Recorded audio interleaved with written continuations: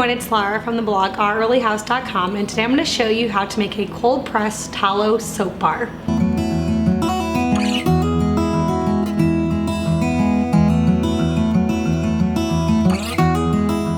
So a few weeks back, I shared my first cold press soap bar recipe here on the YouTube channel. It's a very basic recipe showing you how to make cold press soap, which is some coconut oil, palm oil, and some avocado oil. Now, since making that one, I've decided that I'm never gonna buy soap again. I'm always gonna make my own because it was super fun and the bars turned out really great. So today I'm gonna be making it with some tallow because I was doing lots of research about the best fats and oils to use in cold press soap bars, and I kept coming across tallow. So tallow is rendered beef fat, or it can come from pigs, but it typically comes from beef, and it is the type of soap bar that the pioneers and homesteaders all made back in the day because they didn't have access to ordering just any type of oil they wanted with a click of a button. So they just rendered their own fat and used that to make soaps and candles and lip balms. And tallow is really great for soap because it lathers up really nicely. It's very gentle on the skin and it's very good for cleansing. So I'm gonna be using the tallow, a little bit of coconut oil, and then the lye in the water to make my soap bar. So to start off, I'm gonna put on my eye protection, safety glasses, and some rubber gloves because I'm going to be mixing up my tallow, my water, and not tallow, sorry, my lye in my water. And lye does make a chemical reaction when it mixes with the water. It gets very hot, and you want to make sure that you don't get any of that lye on your skin. Once you mix the lye with the fats of the coconut oil and the tallow, there will be no lye left in the soap, making it completely safe to use. So it is important to use a digital scale for this because you want to make sure that that you have very precise measurements, because if you don't, then you won't get a good soap bar. It will be too liquidy, it won't solid, there'll be too much lye in it, all those types of things. So I'm going to start in by adding in my liquid. I'm using distilled water, and I'm gonna do 9.89 ounces of water.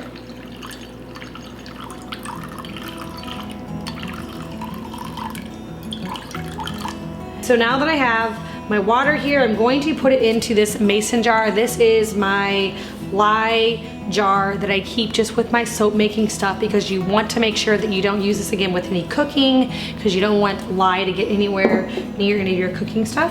So I'm just gonna pour my water into my jar here. Okay, now I'm going to measure my lye. Now this is the one that you wanna make sure that you're very careful with. And I'm going to be using 4.42 ounces of my lye.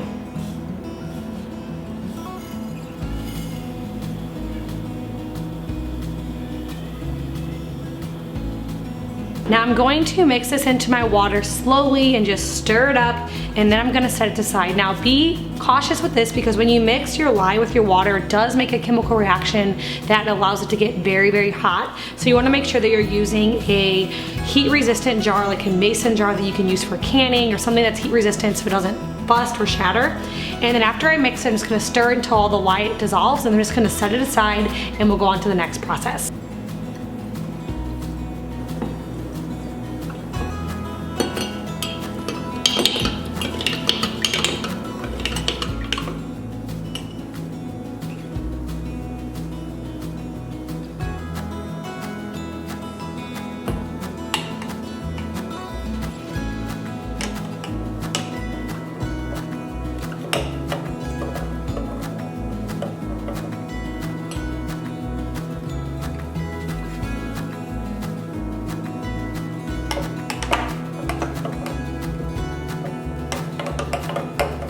Okay, so I got my lye all mixed together with my water, and it's just sitting back over there. You want to make sure that you keep it out of reach of children or pets or anything like that. You would be very bad if someone accidentally drank it or got into it, so just leave it out of reach. You notice that in this video I don't have my baby strapped to me, and that is the reason why. So now I'm going to measure out my coconut oil and my tallow again on my digital scale here, and I'm going to add it here to this saucepan, and over low heat, just heat it up until all the ingredients are melted. And then once they're melted, I'm going to remove them from the heat and then allow the fats to get back down to 100 degrees, and then we will go on to the next step. Okay, so I'm going to do 18 ounces of the beef tallow.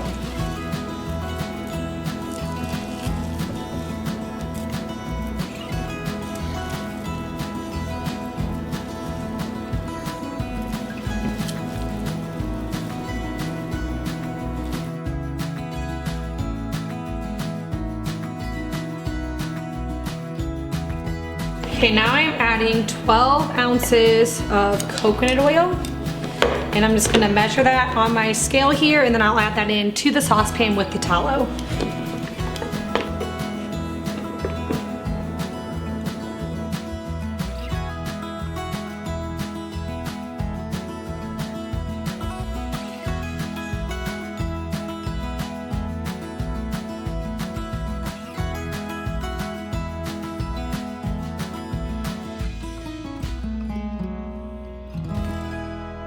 So all my ingredients melted, and now they are cooled back down to 100 degrees, which is in here is just my coconut oil and my tallow.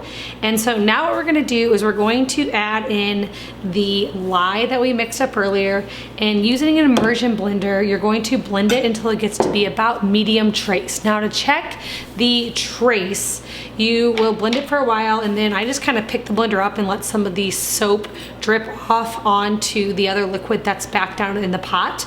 And if it stays on top of it, doesn't just sink right down, that is a good trace, and that means that it is mixed properly and you're ready to pour it into your molds. Now, if you're using silicone molds like I have here, you don't have to do any prep or anything to them. Now, if you have metal molds or a wood mold, you might have to line them in some parchment paper before pouring your mold in. Now, you also have the option of adding in some essential oils. So I have here Douglas fir and lavender. I just love that scent together. And so I am going to add in some essential oils to mine.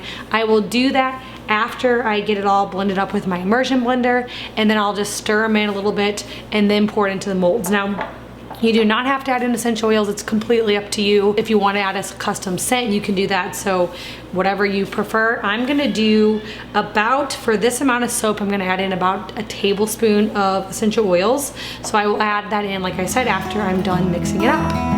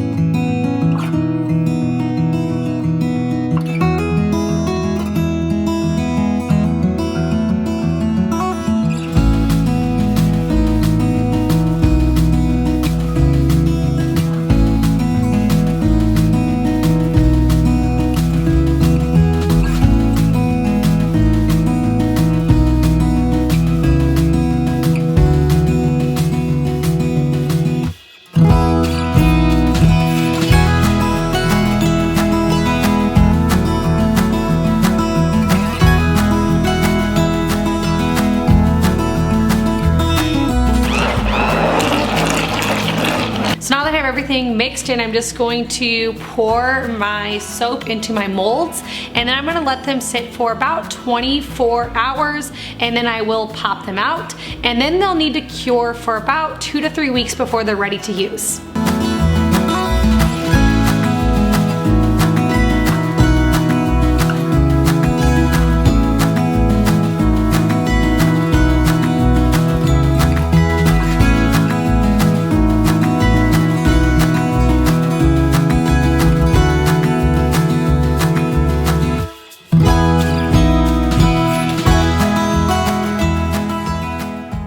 Okay, so now I'm just gonna let these dry, and in about 24 hours I'll be able to pop these out of the molds, and then I will put them on a rack to let them cure for about 3 weeks until we use them.